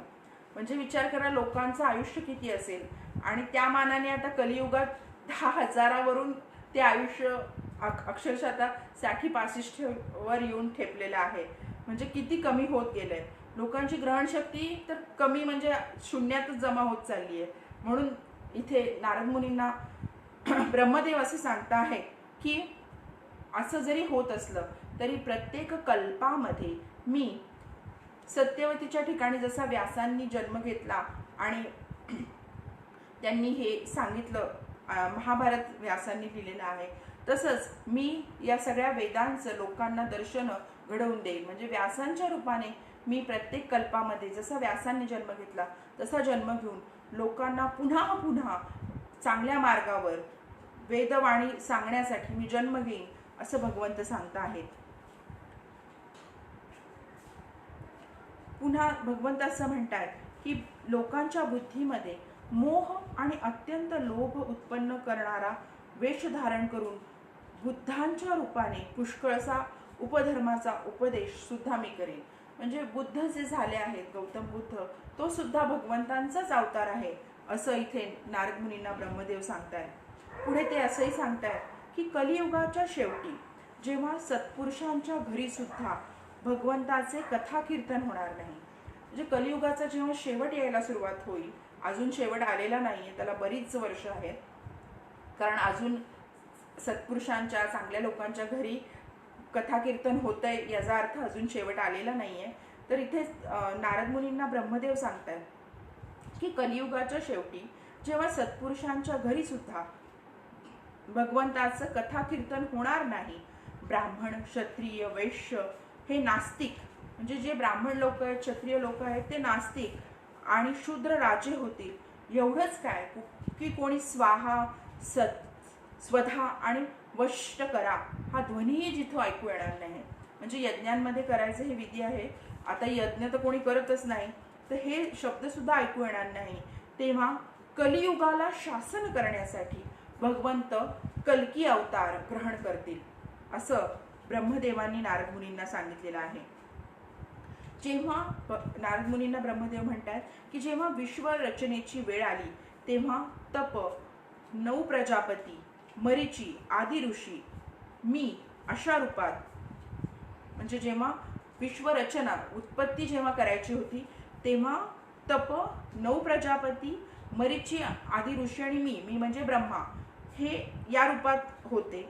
जेव्हा सृष्टी रक्षणाची, उत्पत्तीच्या वेळेस हे होते, रक्षणाची जेव्हा वेळ आली तेव्हा धर्म, विष्णू, मनु, देवता आणि राजांच्या रूपात, आणि सृष्टीच्या प्रलयाच्या वेळी अधर्म, रुद्र, क्रोधवश नावाचे साप तसेच दैत्य यादींच्या रूपात सर्व शक्तिमान भगवंताच्या या विभूती मायेने प्रगट होतात. म्हणजे सृष्टीच्या रचनेच्या वेळेस सुद्धा मीच असतो, सृष्टीच्या रक्षणाच्या वेळेस सुद्धा मीच असतो, आणि सृष्टीचा जेव्हा नाश होतो, प्रलय जेव्हा येतो तेव्हा सुद्धा अधर्म, रुद्र, क्रोधवश नावाचे साप तसेच दैत्य यादींच्या रूपातच सर्व शक्तिमान भगवंत प्रगट होत असतात. पृथ्वीवरचा एक कण, एक धुलीकण मोजू शकणारा कोणताही विद्वान, समजा असं नाही होत पण पृथ्वीवरचा एक धुलीकण मोजणारा समजा एखादा कोणी व्यक्ती असेल तर तो व्यक्ती सुद्धा तो भगवंतांच्या शक्तीची गणना करू शकणार नाही. इतकी शक्ती या भगवंतामध्ये आहे. भगवंत त्रिविक्रम अवतार घेऊन त्रैलोक्य प्रादाक्रांत करीत असतात. त्यावेळी त्यांच्या पावलांच्या अफाट वेगामुळे प्रकृतीरूप अंतिम आवरणापासून ते सत्यलोकापर्यंत सर्व ब्रह्मांड थरथर कापू लागतं. तेव्हा त्यांनी आपल्या शक्तीने त्याला स्थिर केलेलं आहे. म्हणजे भगवंतांच्या पावलाने सगळी पृथ्वी तर राहू दे, सत्यलोक तर आहेच, हे जेव्हा थरथर कापतं तेव्हा भगवंत या थरथर कापणाऱ्या सगळ्या या सत्यलोकांचं सगळे हे जे ब्रह्मांड थरथर कापतं त्या ब्रह्मांडाला स्वतः भगवंतच आपल्या शक्तीने स्थिर करतात. एवढी शक्ती त्यांच्यामध्ये आहे. ब्रह्मांड हालतंय त्यांच्याच पावलाने आणि म्हणून त्याला स्थिर करण्याचं काम सुद्धा भगवंत आपल्या शक्तीनेच करतायत. समस्त सृष्टीची रचना आणि संहार करणारी माया ही सुद्धा या भगवंताचीच शक्ती आहे, असंही इथे ब्रह्मदेव नारद मुनींना सांगतायत. जे निष्कपट भावनेने सर्वस्वी या भगवंताच्या चरणांचा आश्रय घेतात त्यांच्यावर ते अनंत भगवान स्वतःच दया करतात. जे निष्कपट भावनाने निष्काम भावनेने भगवंताची पूजा अर्चा करतात, आराधना करतात, त्यांच्यावर भगवंत नेहमीच दया करत असतात. असे भक्तच त्यांची दुरस्त माया तरून जातात. म्हणजे या भगवंतांनी निर्माण केलेली माया, म्हणजे आपण या ज्या मोहपाशात अडकतो तीच ही माया. या मायेच्या पाशातून भगवंतच या सगळ्यांना तरून घेऊन जाऊ शकतो. प्रिय नारदा, परमपुरुषाच्या त्या योगमायेला मी, तुम्ही, भगवान शंकर, दैत्य कुलभूषण प्रल्हाद, मनुपुत्र आणि ध्रुव हे जाणतातच. पण हे सगळे जरी जाणत असले तरी यांच्याशिवाय भगवंतांना प्रिय असलेले अनेक महात्मे सुद्धा आहेत. त्या महात्म्यांमध्ये आपल्याला माहिती असलेली नावं म्हणजे उद्धव, पराशर, विभीषण, हनुमान, शुकदेव, अर्जुन, श्रुतदेव, विदुर हे सगळे जे आहेत ते भगवंतांना खूप प्रिय असे आहेत. इथे अनेक नावं दिली आहेत पण त्यातले आपल्याला माहिती असलेले मी सांगते आहे. भीष्म पण भगवंतांना प्रिय आहेत, बली भगवंतांना प्रिय आहे, जनक राजा भगवंतांना प्रिय आहे. असे जे लोक निष्काम भावनेने भगवंताची पूजा अर्चा करतात त्यांच्यावर स्वतःच भगवान दया करत असतात. ज्यांना भगवंताच्या प्रेमी भक्तांसारखा स्वभाव बनवण्याचे शिक्षण मिळालेले असते ते सगळे लोक या संसार सागरातून तरुण जातात. परमात्म्याचे वास्तविक स्वरूप आपल्याला असं वाटतं परमात्मा खूप काहीतरी म्हणजे ती एक वेगळीच गोष्ट आहे, तर तसं नाही आहे. परमात्म्याचे वास्तविक स्वरूप जे आहे ते एकरस, शांत, भयरहित आहे आणि ते फक्त ज्ञान स्वरूप आहे. त्याच्यामध्ये मायेचा मल नाही की त्यांनी केलेल्या रचनेत कुठलीही विषमता नाही. भगवानांनी या सृष्टीची रचना केली आहे पण त्यात कुठली तरी विषमता ठेवलेली नाही आहे. सत आणि असत दोन्हीच्या पलीकडे ते आहे. कोणतेही वैदिक किंवा लौकिक शब्द त्यांचे वर्णन करू शकत नाही. अनेक कर्मांच्या साधनांद्वारा मिळणारे फळही त्यांच्यापर्यंत पोचत नाही. एवढेच काय, स्वतः माया सुद्धा ही या ज्या मायेच्या पाशात आपण अडकतो आहोत ती माया सुद्धा या भगवंताच्या समोर जात नाही, ती लाजते आणि दूर उभी राहते. परमपुरुष भगवंतांचं तेच परमपद आहे. महात्मे लोक शोकरहित अनंत आनंद स्वरूप ब्रह्माच्या रूपाने त्यांचा साक्षात्कार करून घेतात. म्हणजे जे भगवंताची निष्काम भक्ती करतात त्यांनाच भगवंताच्या रूपाचा साक्षात्कार होतो आणि त्यामुळेच ते हा भवसागर तरून जातात. सगळ्या कर्मांचं फळ भगवंत देतात, कारण मनुष्याचं जसं कर्म तसं त्याला फळ मिळत असतं. तुम्ही शुभ कर्म केलं तर तुम्हाला त्याची चांगलीच फळं मिळणार आहेत आणि जर दुष्कर्म केलं तर त्याची वाईट फळं तुम्हाला भोगायला लागणार आहेत. की पुढे मग ब्रह्मदेव जे आहेत ते नारद मुनींना सांगतात, भगवंतांनी मला जे सांगितलं होतं तेच हे भागवत होय. यात भगवंतांच्या विभूतीचे संक्षेपाने वर्णन आहे आणि हे नारदा तू याचा विस्तार कर, जेणेकरून सर्वांचा आश्रय आणि सर्व स्वरूप भगवान श्रीहरींच्या ठिकाणी लोकांची भक्ती निर्माण होईल. अशा प्रकारे हे नारदा तू त्याचं वर्णन कर. जो मनुष्य भगवंताची अचिंत्य शक्ती असलेल्या मायेचे वर्णन करतो किंवा दुसऱ्याने केलेल्या वर्णनाला पुष्टी देतो अथवा श्रद्धेने त्याचे नित्य श्रवण करतो, त्याचे चित्त मायेने कधी मोहित होत नाही. म्हणून ब्रह्मदेव नारद मुनींना अशी विनंती करतात की हे भगवंताचं जे चरित्र आहे ते तू विस्ताराने आणि चांगल्या प्रकारे लोकांना सांग, जेणेकरून लोकांच्या मनात भगवंताविषयी भक्ती निर्माण होईल. इति श्री भागवत महात्मे महापुराणे पारमहंस्यायां संहितायां द्वितीय स्कंधे ब्रह्म नारद संवादे सप्तमो अध्यायः. इथे आपला 7वा अध्याय झालेला आहे आणि आपण इथे एक 5 मिनिटं थांबूयात.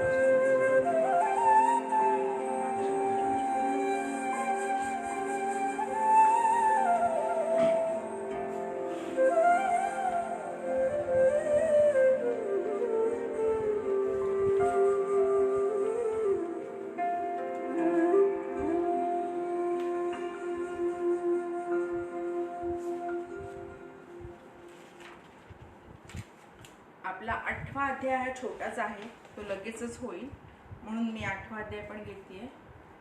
अजून वेळ आहे आपल्याला. आता आपण 8वा अध्याय भागवत महापुराणातल्या द्वितीय स्कंदातला 8वा अध्याय बघतो आहोत. या अध्यायामध्ये राजा परीक्षिताने अनेक प्रश्न विचारलेले आहेत आणि ते कुठले प्रश्न आहेत ते इथे दिलेले आहेत. राजा परीक्षित असे विचारतो आहे की हे महाभाग, आपण मला असा उपदेश करा ज्यामुळे मी माझ्या आसक्तीरहित मनाला सर्वात्मा भगवान श्रीकृष्णांमध्ये तन्मय करून माझे शरीर सोडू शकेन.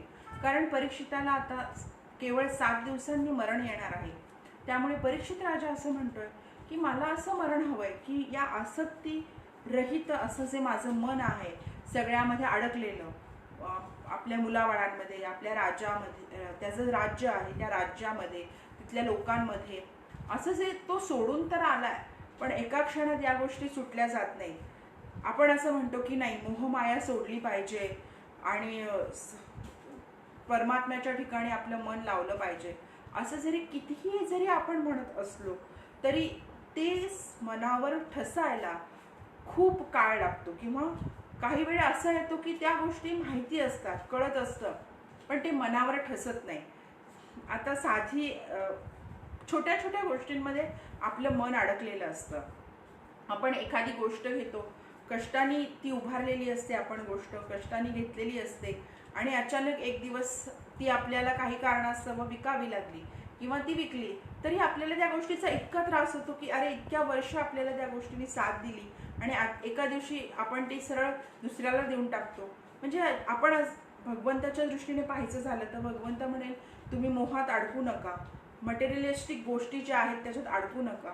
पण असं होत नाही, कारण प्रत्येक गोष्ट जी आपण मिळवत असतो ती कष्टाने मिळवलेली असते.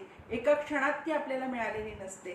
त्यामागे कष्ट, आपल्या भावना असतात आणि ती आपल्यापासून लांब गेल्यावर नक्कीच आपल्याला दुःख होणार आहे. पण हे जर दुःख होतं याच्यात चूक काहीच नाही. पण हे दुःख झाल्यावर मात्र मग भगवंताचीच इच्छा आहे आणि म्हणून हे आपल्यापासून लांब गेलंय असं मानून मनाची शांती करणं किंवा मनाला समाधान मानून घेणं, म्हणजेच आपण हळूहळू परमात्म्याच्या दिशेने चाललो आहोत याचं हे लक्षण आहे. त्या दुःखात कंटिन्युअस राहणं हे चुकीचं आहे. दुःख होणं असं नाही एका दिवसात, आणि आपण म्हणजे इहलोकीची लोक आहोत असं आपल्याला एवढा परीक्षित राजा एवढा आपल्याला सगळ्या गोष्टी सोडून जाता येणं कधीच शक्य नाही. पण निदान थोडक्यात आपल्याला जे जमेल ते, की काही गोष्टी आपल्या मनाविरुद्ध होत असतात. दुःख होणं साहजिक आहे, पण या दुःखातून आपण हळूहळू बाहेर यायचं आणि ही परमात्म्याची इच्छा आहे म्हणून आपण त्यात समाधान मानून आपलं पुढचं आयुष्य आपण चालायला सुरुवात करायची. आणि यामध्ये आपल्याला स्वामींची भक्ती, स्वामींचं नामस्मरण नक्की मदत करतं आणि त्याप्रमाणे आपण पुढे जायला शिकलं पाहिजे. म्हणून परीक्षित राजा या महाभागांना म्हणजे सुतांना असं विचारतोय की या सगळ्या माझ्या आसक्तीने भरलेलं जे माझं मन आहे त्या मनाला या सगळ्यातून बाहेर पडून मला आता फक्त श्रीकृष्णाचंच नामस्मरण करायचंय, त्याच्यामध्येच तन्मय होऊन मला हे शरीर सोडायचं आहे अशी परीक्षिताची इच्छा आहे. जे लोक श्रद्धेने त्यांच्या लीलांचे नित्य श्रवण करतात, कथन करतात, त्यांच्या हृदयात लवकरच भगवंत प्रगट होतात. श्रीकृष्ण कानांच्या छिद्रातून आपल्या भक्तांच्या भावमय हृदय कमलावर जाऊन बसतात. कारण जेव्हा आपण श्रवण करतो म्हणजेच ऐकतो तेव्हा आपल्या कानातून श्रीकृष्णांचं नामस्मरण, त्यांच्या लीला या आपण कानातून ऐकतो आणि या कानांमधूनच, या कानांच्या छिद्रातूनच भक्तांच्या भावमय हृदयात भगवंत जाऊन बसतात. आणि जसं शरद ऋतू पाण्याचा गढूळपणा नाहीसा करतो त्याप्रमाणेच भगवंताच्या मनातील दोष हे भगवंत नाहीसे करतात. पुढे जाऊन राग, द्वेष अशा क्लेशांपासून मुक्त होऊन ज्यांचे हृदय शुद्ध होते तो श्रीकृष्णांच्या चरण कमलांना एक क्षणभरही विसरत नाही. म्हणजे आपले जे षडरिपू आहेत ते हळूहळू आपल्यापासून आपल्याला दूर करायचे आहेत. त्यासाठी आपल्याला स्वतःला प्रयत्न करावे लागणार आहेत. एका क्षणात जरी हे मी बोलत असले किंवा तुम्ही ऐकत असला की ठीक आहे आपण लोभ, राग याच्यापासून लांब जायचं आहे, पण असं होत नाही. काही गोष्टी चुकीच्या घडल्या की आपल्याला राग आल्याशिवाय राहत नाही. कोणी आपल्याशी चुकीचं वागलं की आपण म्हणतो ह्याने असं केलं ना, आता बघ मी पुढच्या वेळेस ह्याला कुठल्या प्रकारची मदत करणार नाही अशी भावना आपल्यामध्ये निर्माण होते. किंवा एखाद्याने एखादी खूप चांगली गोष्ट घेतली आहे तर आपल्याला वाटतं अरे आपल्याकडे पण अशी असावी, अशी इच्छा झाल्याशिवाय राहत नाही. शेवटी हे मानवी मन आहे. पण आणि असं होणंही साहजिक आहे, याच्यात चुकीचं असं काहीच नाहीये. पण यातून हळूहळू आपल्याला बाहेर पडायचं आहे. ठीक आहे, माझी इच्छा आहे ही गोष्ट घ्यावी, पण जर भगवंताच्या स्वामींच्या मनात असेल तर ती नक्की मला मिळेल असं म्हणून ती गोष्ट तिथेच संपवून पुढे जाणं म्हणजेच आपण हळूहळू एक एक पाऊल या षडरिपूंपासून दूर होण्याच्या मार्गावर असतो. इथे त्यांनी उदाहरण असं छान दिलंय की एखादा मनुष्य खूप प्रवास करतोय, अनेक वर्ष प्रवास करतोय आणि प्रवास करून करून तो खूप थकला आहे आणि अशा वेळेस तो प्रवास करून घरी आलेला आहे आणि त्याला जर तुम्ही म्हटला की चल रे जरा माझ्याबरोबर 2 मिनिटं बाहेर येतोस का, आपण चौकापर्यंत जाऊन येऊ, तर तो मुळीच म्हणेल मी येणार नाही, मी आता एक क्षणही माझ्या घरापासून दूर जाणार नाही, कारण तो इतका प्रवास करून थकलेला असतो. त्याप्रमाणेच इथे भगवंत असं म्हणतात की राग, द्वेष हे जे आहेत हे प्रवास आहेत. तुम्ही अनेक योनींमध्ये यांचा प्रवास केलेला आहे, या षडरिपूंचा प्रवास करत करत करत तुम्ही आलेला आहात.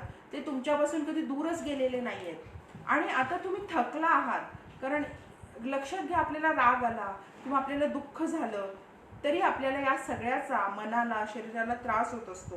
तर या सगळ्याचा आपल्याला याचा प्रवास करून करून आपल्याला त्रास झाला आहे. आणि अशा वेळेस जर तुम्ही श्रीकृष्णाच्या चरणांचं स्मरण करत असाल तर तिथून त्या नामस्मरणापासून एकही क्षण विचलित होण्याचं तुमच्या मनात येत नाही. म्हणूनच असं म्हटलंय की ज्याप्रमाणे प्रवासाचा क्षीण झालेला वाटसरू आपलं घर सोडत नाही, त्याप्रमाणे श्रीकृष्णांच्या चरण कमलांना एक क्षणभरही आपण विसरत नाही. कारण आपण आता या सगळ्या राग द्वेष क्लेशांपासून खूप त्रस्त झालो आहे. म्हणून श्रीकृष्णाचं नामस्मरण लक्षात कधीही घ्या. श्रीकृष्णाचं म्हणा, स्वामींचं म्हणा, जेव्हा आपण नामस्मरण मनापासून करत असतो तेव्हा आपल्याला इतकी शांती मिळत असते की तिथून बाहेर यावं असं आपल्याला मुळीच वाटत नसतं. आपणही थोडंसं श्रीकृष्णाचं नामस्मरण करूया. श्रीकृष्ण गोविंद हरे मुरारी, हे नाथ नारायण वासुदेव. श्रीकृष्ण गोविंद हरे मुरारी, हे नाथ नारायण वासुदेव. श्रीकृष्ण गोविंद हरे मुरारी, हे नाथ नारायण वासुदेव. तर असं हे नामस्मरण मनाला शांती देणारं असतं. भगवान जीवांचा पंचमहाभूतांशी संबंध नसताना त्याचं शरीर पंचमहाभूतापासूनच बनतं. म्हणजे आपण क्षेत्रज्ञांमध्ये पाहिलंय की जीव जो असतो, आपला प्राण जो असतो, त्याचा खरं तर पंचमहाभूतांशी संबंध नसतो, पण तरी सुद्धा ते शरीर पंचमहाभूतांपासून बनतं. हे आपोआप होतं. म्हणजे हा परीक्षित राजा जो आहे तो आता प्रश्न विचारतोय आणि त्यातला पहिला प्रश्न त्यांनी असा विचारलेला आहे की हे भगवन, की जीवाचा पंचमहाभूतांशी संबंध नाही तरी पण त्याचं शरीर पंचमहाभूतांपासून बनतं, हे आपोआप होतं का त्याला काही इतर कारणं आहेत? या गोष्टीचा मर्म तुम्ही मला सांगा. हा परीक्षिताने विचारलेला पहिला प्रश्न आहे.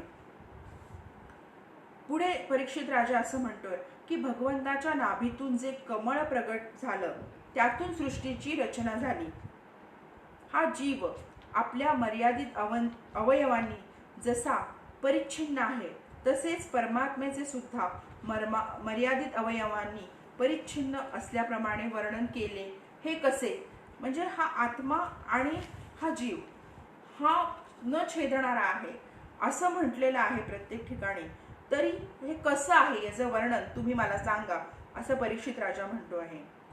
पुढे परीक्षित राजा असा प्रश्न विचारतोय की ज्यांच्या कृपेने सर्व भूतमय ब्रह्मदेव सृष्टी निर्माण करतात, ही सृष्टी ब्रह्मदेव या भगवान विष्णूंच्या कृपेने निर्माण करतात, ज्यांच्या नाभिकमलापासून उत्पन्न होऊन ज्यांच्या कृपेने त्यांच्या रूपाचं आपण दर्शन घेऊ शकतो, ते भगवंत सृष्टीची स्थिती उत्पत्ती प्रलयाला कारण आहेत. त्या सर्वात्मयामी मायेचे स्वामी परमपुरुष परमात्मा आपल्याला मायेचा त्याग करून कोठे आणि कोणत्या रूपात शयन करतात. म्हणजे हा भगवंत जो आहे तो स्वतः भगवंताला मायेच्या रूपात कधीच अडकत नाही. आपण आत्ताच पाहिलं की माया सुद्धा भगवंताला बघून लाजून बाजूला जाऊन उभी राहते. तर हे भगवंत जो आहे परमपुरुष जो आहे ते या सगळ्या गोष्टींचा त्याग करतात. मग ते कुठे असतात, कोणत्या रूपात ते शयन करतात भगवंत, असा प्रश्न परीक्षित राजा विचारत आहेत. पुढे जाऊन परीक्षित म्हणत आहेत की विविध कर्मांमुळे जीवांच्या किती आणि कशा गती होतात. की प्रत्येकाला आपण माहिती कर्मानुसार तुम्हाला पुढचा जन्म हा कर्मानुसार मिळत असतो. विविध कर्मांमुळे जीवांच्या किती आणि कशा गती होतात हेही मला तुम्ही सांगा असं परीक्षित राजा म्हणतो आहे. देव मनुष्य इत्यादी योनी सत्व रजतम या 3 गुणांच्या फलस्वरूपच प्राप्त होतात. म्हणजे देव योनीत जा किंवा मनुष्य योनी या सत्व रजतम या 3 गुणांच्या फलस्वरूपातच प्राप्त होतात. त्या इच्छणाऱ्या जीवांपैकी कोण कोण कोणत्या कोणत्या योनी प्राप्त करून घेण्यासाठी कोणत्या कोणत्या प्रकारची कर्म करतात. म्हणजे कोणत्या प्रकारची कर्म केली की तुम्हाला कुठल्या प्रकारची योनी मिळते हेही तुम्ही मला सविस्तर सांगा असं राजा परीक्षित विचारतो आहे. पुढे परीक्षित म्हणत आहे पृथ्वी पाताळ दिशा आकाश ग्रह नक्षत्र पर्वत नदी समुद्र यात राहणाऱ्या जीवांची उत्पत्ती कशी होते? ब्रह्मांडाची आतील आणि बाहेरील दोन्ही प्रकारची परिमाणे सांगा. त्याचबरोबर महापुरुषांची चरित्र, वर्णाश्रमांचे भेद आणि त्यांच्या धर्मांचं निरूपणही तुम्ही मला सांगा. म्हणजे या 7 दिवसांमध्ये परीक्षित राजाला सगळ्या गोष्टींचं ज्ञान करून घ्यायचं आहे आणि त्याच्याकडे वेळ कमी आहे. त्यामुळे त्याला असं वाटतं की काय जाणून घेऊ आणि काय नको, म्हणून हे प्रश्न तो भराभर सूत ऋषींना विचारतो आहे. युगांचे भेद, त्यांची परिमाणे, त्यांचे वेगवेगळे धर्म, भगवंताच्या विभिन्न अवतारांची परम आश्चर्यमय चरित्र सुद्धा तुम्ही मला सांगा, असं परीक्षित राजा सांगतो आहे. पुढे परीक्षित राजा असंही म्हणतो आहे, प्रलयाच्या वेळेस प्रकृतीत लीन झालेल्या जीवांची, प्रलय होतो, सगळे जीव प्रकृतीत लीन होतात, नष्ट होतात, मग त्यांची पुन्हा उत्पत्ती कशी होते? आत्म्यांच्या बंध मोक्षांचे स्वरूप काय असते आणि तो आपल्या स्वरूपात कोणत्या प्रकारे स्थिर असतो, हेही तुम्ही मला सांगा. भगवंत परम स्वतंत्र आहेत, ते आपल्या मायेने कोणत्या प्रकारे क्रीडा करतात आणि तिला सोडून साक्षी भावाने उदासीन कसे राहतात, हेही तुम्ही मला सांगा. पुढे परीक्षित राजा असं म्हणतात की ह्या सगळ्या गोष्टी मी तुम्हाला विचारतोय, हे प्रश्न विचारतो आहे, तर दुसरे लोक पूर्वपरेने ऐकलेली आणि सांगितलेलीच माहिती सांगत असतात, पण हे ब्राह्मण तुम्ही मला मात्र भगवंतानी तुम्हाला काय सांगितलं आहे तेच मला सांगा. कारण माझं मरण हे ब्राह्मणाच्या शापाने होणारच आहे. मी उपोषण केलं तरी माझे प्राण जाणार नाहीयेत, फक्त ब्राह्मणाच्या शापाने मात्र ते जातील.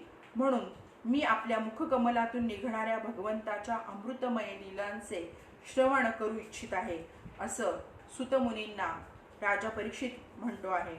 मग त्यावेळेस सुतमुनी म्हणतात की हे राजा परीक्षिता, संतांच्या सभेमध्ये भगवंतांच्या लीला कथा ऐकण्यासाठी अशा प्रकारे तू प्रार्थना करतो आहेस, तेव्हा शुकदेव अतिशय प्रसन्न झाले आहेत.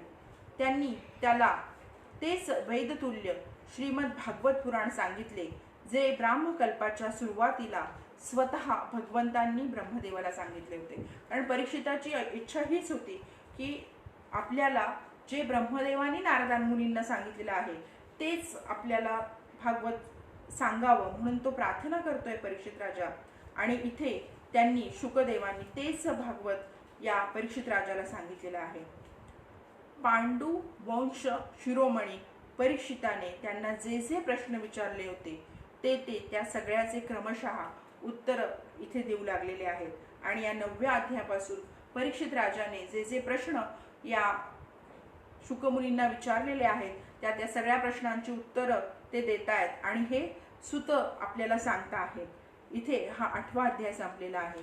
इथे श्री महाभागवते महापुराणे पारमहंस्यायाम संहितायाम द्वितीय स्कंदे प्रश्न विधी नाम 8मो अध्यायः. आता या पुढचं 9व्या अध्यायाचं प्रवचन गुरुवारी बाबा करतील.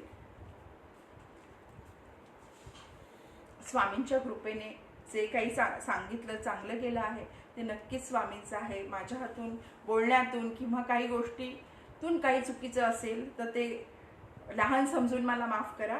आणि पुढे आपण याचं निरूपण 9व्या अध्यायाचं गुरुवारी बाबांकडून ऐकणारच आहोत. स्वामी.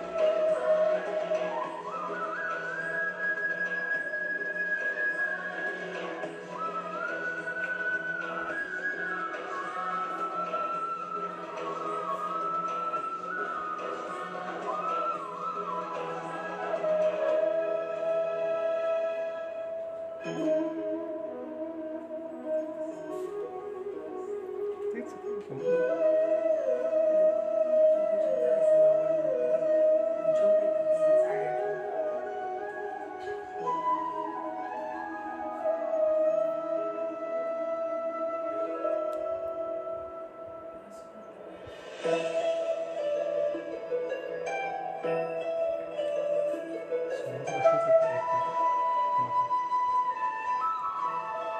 काय आहे? नाही बस नको हे राहू दे. नीट धर बस. झालं ना पहिल्यांदा ते.